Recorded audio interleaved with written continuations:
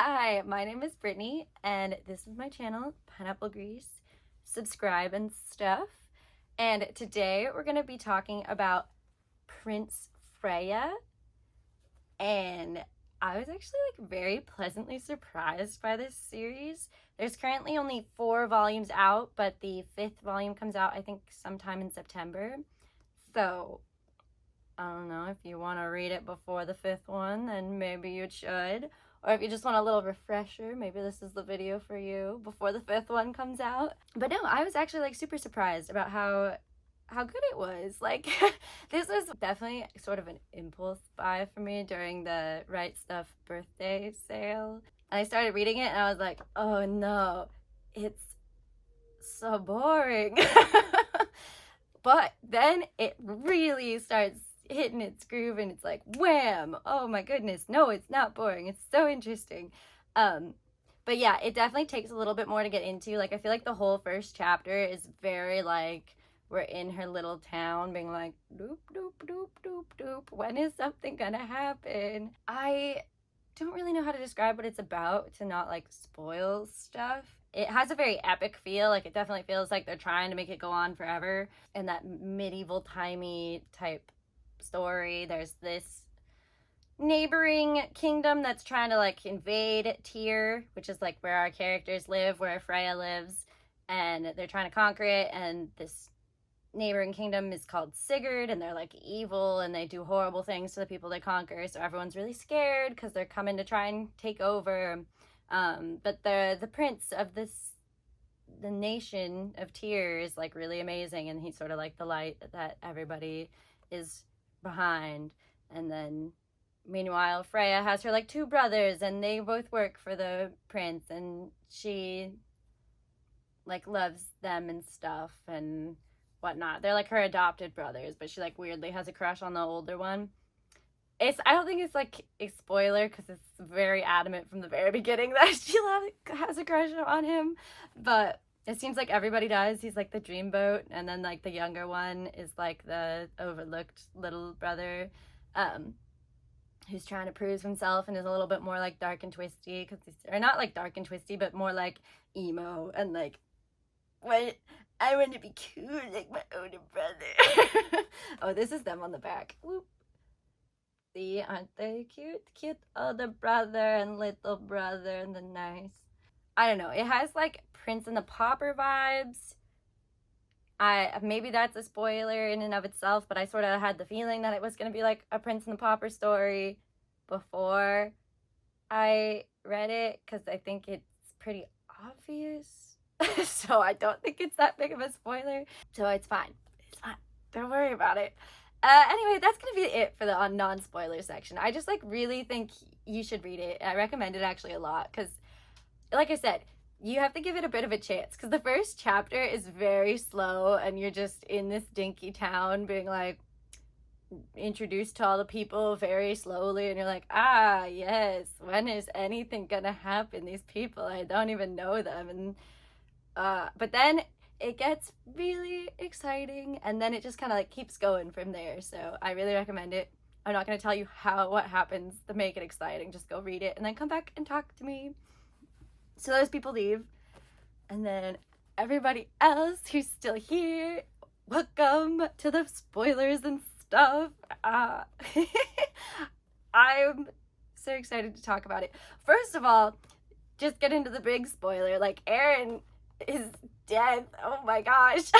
I kind of had a feeling something was gonna happen, or he was gonna not actually be so good, or something bad was gonna happen to him, because him and Freya, Freya has this clear crush on him. Yeah, they just get together so fast where you're whoa, something's wrong. Because that, or it's gonna be really boring if it's this easy for their relationship.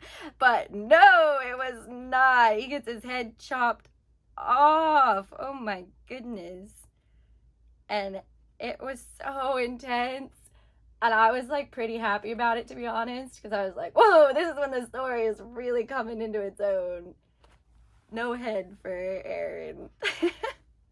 But it was such a crazy twist because I was like expecting it to be this cute little shoujo, and then suddenly you got people's heads getting chopped off, which you don't see a lot in shoujo. Shoujo tends to be like, oh my gosh.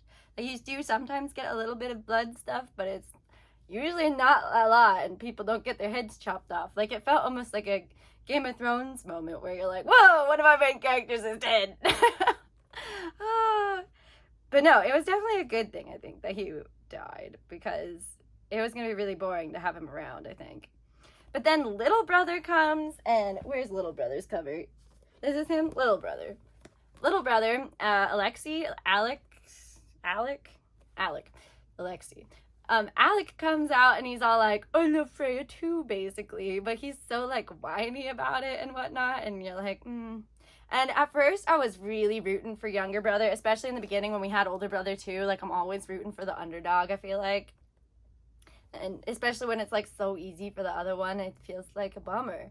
You need the underdog. But then as things went on, I was like, I don't really care about Alec. Like, oh no. And then the moment where you think he's dead is like, I don't know when that happens, like the third one or the fourth one or something. But when he like dies, no, maybe it's this one. Yeah, it's totally this one where he's like, oh, we think Alec might be dead now. And I was like, he's not dead, because we didn't see his body. He, like, goes over the edge of the cliff, you know? And I feel like whenever anybody dies and it's not super clear, we don't see the dead person, I'm just like, they didn't die. I don't believe it. Most of the time, I feel like it's just, like, not a real thing. They don't die, they come back.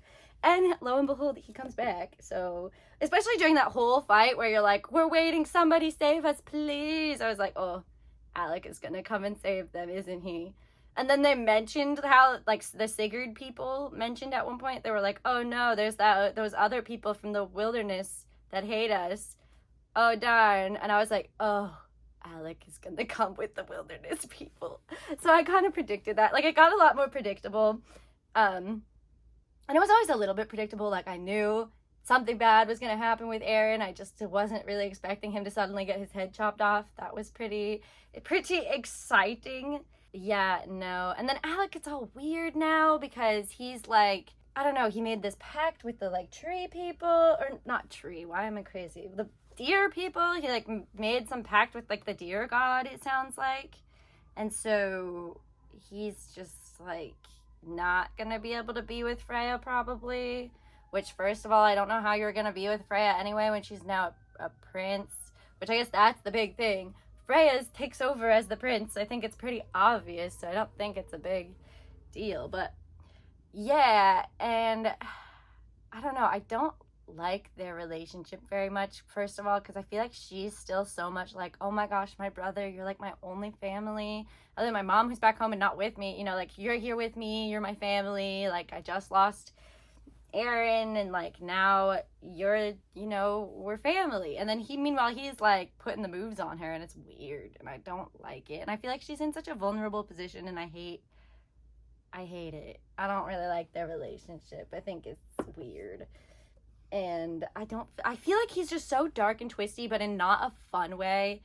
Well, dark and twisty, like, he's not dark and twisty. Like, he would be more fun if he was, but more like he's so, like, emo and, like, has no confidence, and it's so annoying and frustrating because I hate, like, him just being like, my brother was so much better than me.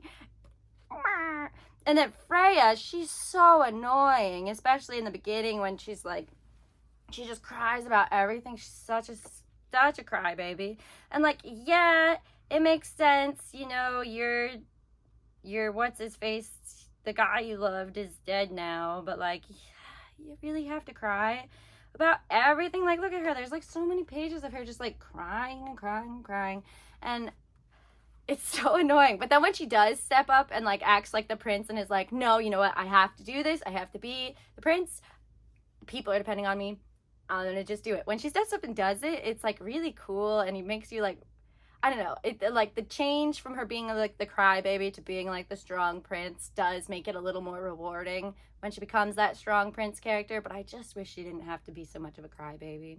But I do love her as the strong prince character, and they keep flashing back to her mother, or what's clearly her mother, like Lars thinks of the bad guy, or well, not really bad guy, but like he was bad in that one moment. But Lars, he keeps like hearkening, like thinking of it and being like, wow, she's just like this other girl I knew who is, you know, I'm assuming Freya's sick mother, who's now in like kind of in hiding and sick in the wilderness of her hometown, far away in the middle of nowhere. So I'm guessing like her mom is some sort of really strong, awesome character, and so that's where it comes from for her. Like she has it in her. But I'm like, why does she look just like the prince? Is her mom like, did her mom have some like affair with the king? And so they're like actually related? Like maybe she actually is a princess, or is it just like coincidence? Or is her mom like the king's sister or something? Like, does she have royal connections? Because that would make a lot of sense. And then maybe she will end up actually becoming like the princess, and maybe she won't have to be Prince Freya forever. Maybe she'll be able to, or Prince Edvard. It's funny because they have all these like foreign-y names, but they're like weird foreign names, like Edvard instead of being like Edward. But I guess it makes it more fantasy-y, and I guess it's also just written by Japanese people and not Western people, so the names are just weird. I don't know. But Edvard, she's trying to be him, but maybe one day she can actually be Freya. Maybe she does have like roots in, I don't know, maybe she has like connections to the kingdom, or maybe that will never work. But I don't know, her and Alec keep talking about how they're gonna like, one day they're gonna be able to go back to their town and like retire and stuff, and I don't feel like that's gonna ever happen. I don't feel like they'll be able to just be like, nah, never mind, I'm done being the prince, the world doesn't need me anymore. Like, when is the world not gonna need its prince? A prince, like, it's gonna fall into chaos because they're not gonna have like someone to become the king or whatever. I don't know. So I don't know how that's gonna work, but also like none of her relationships really are gonna work out because she's pretending to be a boy. So the like shoujo-y romance side of it, you're like, it's a little bit like, ooh, but you're also like, well, something's gonna have to happen for her to be able to actually have any of these be like successful, because she can't just be like the prince dating her knight. That'd be a little weird. But I don't know. This is a good time to jump to Julius. He's actually my favorite out of the, I guess the love interests now are just Alec and Julius, because Aaron's dead. But even with Aaron, I think I like Julius the best. Partly because he's like so mean. I just like mean characters. Like, he's so hard on her and stuff. He's definitely a more fun character than Alec. Like, him and her, and maybe it's partly because they're like still meeting each other, they don't already know each other, so it's like more interesting. And also he has this whole thing of how he's kind of like also sad because, you know, he had like a really significant relationship with the prince, and he was like the prince's right hand man, and now the prince is dead and she's just like taking his place, and he has to constantly be like, she's not the prince. But then she also acts very differently from the prince apparently, so because she's a lot more like compassionate, which I think makes sense. But also, she just has, like, no sense of her, I mean, she has some sense of it, but she has, like, very little sense of, like, how important she is as a person, whereas someone who's raised as a prince from a baby, they, you know, very strongly know that, like, they're significant and we shouldn't let them die, like, they're important, whereas she doesn't really care that much about herself. She's always trying to help other people. And, like, yeah, the prince has always been trying to help other people, but I think he just has a lot stronger sense of, like, him needing to survive than she does. And that's part of why she does some weird stuff that's like, I'm gonna just, like, jump into the battle. Woo! That maybe the prince wouldn't do. I don't know. But no, I definitely like Julius the best so far. He is, I don't even know. Because he's just kind of, like, mean, but he's also so supportive of her, and he's like so like I don't know, he walks that line of being like a little bit mean but also like really nice, and so then it like makes for a nice person, you know, right in the middle. And I just like their relationship better, though I do think it's weird and he comes on to her a little bit too much, and it's weird. Like, all of the relationship parts are weird. I feel like the story is more fun for the like her leading people and fighting and things being interesting. Though the battle stuff before that was more fun. The like siege part I didn't like so much because it felt a lot more predictable for one, and also I don't know, like people died, but I felt like I didn't have time to really care about them. So it was a little boring doing the siege stuff. But it was still really cool, and I definitely liked it still. But also the fact that now it's like, oh, I'm gonna go and like get my, like she has to go get the like 5 jewels or something. Like she's trying to, I mean, it was pretty obvious that she was going to go into Sigurd and try and like rescue the old nations to find allies, because that's where she's going to get allies, because those people don't want to be ruled by Sigurd. But the fact that now it's like, oh, this epic quest of like there's 5 different jewels and we need to have the pact with the 5 different people, so you're gonna have to go to 5 different places and like conquer all these people and help free them and stuff. It just seems like it's gonna be such a big story where I'm like, oh, are you serious? It's gonna actually be that long? Because I'm a little skeptical that it's gonna make it that long. I mean, it's like really good, but I'm just like, I get worried. I feel like shoujo often doesn't make it that long. Like it doesn't become a giant epic, and I don't really want it to be like one of those things where it's like, we're gonna go fight these 5 places, and like go sets up this giant thing, and then it's like, oh, never mind, we got canceled. Like we gotta rein it in really quick, because that's always so frustrating, but it happens all the time. So we'll see how it goes with doing that. And I'm just like, I like her acting as the prince. Like I'm excited for her to be the prince. It was sad when she met the prince's dad, when she meets Edvard's dad, and she has to pretend to be Edvard because he's like mentally unstable. And it's just so funny because she's like very manipulative in a lot of ways with like kind of with everyone. I mean, that's sort of her job as the prince, to be like manipulate everybody into like working, like she does it in a good way where it's like she's using everybody to like boost morale and stuff, but it's definitely all very like kind of manipulative. But especially with the king, where she's like, I'm always thinking of you, dad, basically, like, oh my gosh, I love you, dad, when it's not her, you know, like it's a little sketch. Though also apparently Edvard and his dad didn't have a very good relationship, so he like, I mean, her plan works where she gets the jewel thing that she wanted, but like he sees right through it and is like, knows that that's not his kid, so he's like, what happened to Edvard? So it's a little sad.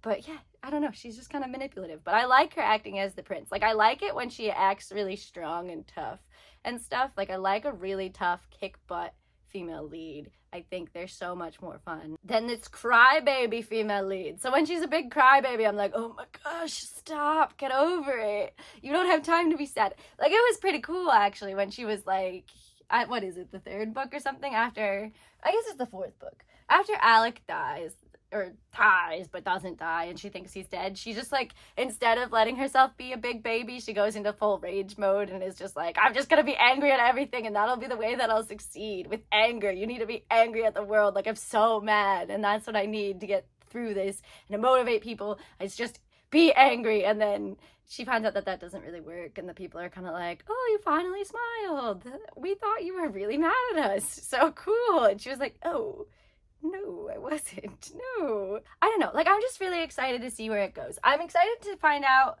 what happened with Alec's contract with the deer guy. Like, I want to know what happened with his deer contract, because it might make him a more interesting character, since now he has these weird ties to this deer thing. And I feel like he strikes me as a sort of a tragic hero who like is willing to give up everything to protect the people he cares about. And he's like, I think Freya's kind of like that too, but I think Alec more so. Like, Freya wants them to be happy together.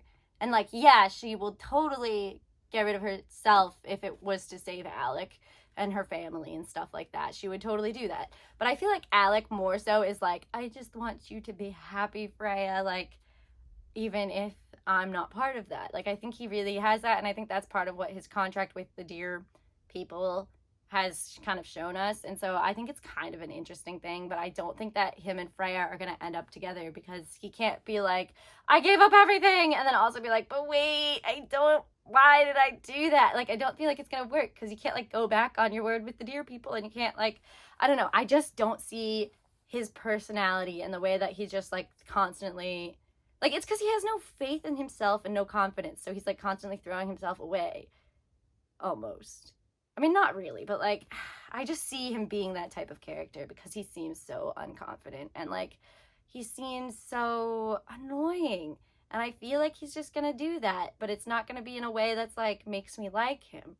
But maybe. The deer contract thing is interesting. That's the thing that's interesting with Alec that I'm really excited to see. But I'm excited to see where we go. Like, I'm excited to see how long this epic journey lasts because it's like been really fun so far. Like, this was definitely a surprise because I hadn't really read it and I was just like, ooh, that sounds interesting. I will read that. I'll pick it up or whatever in the Right Stuff anime their birthday sale. So I got it, and at first I was like, oh, no, this is so boring. That first chapter was so hard. Or maybe even more than first chapter. It's like, they take so long to get to it, it felt like. Where we're just, I don't know, we're just living on the little, like, place in the mountains, being like, boop-a-doop. Also, it's funny that she's, like, the monkey girl. But no, I'm really excited to see where it goes. I hope you are too. I'm excited for book 5. I'm so ready. It's supposed to come out in September sometime. So that's really like right around the corner. And yeah, I hope you have a nice day. All right, subscribe and stuff. Bye.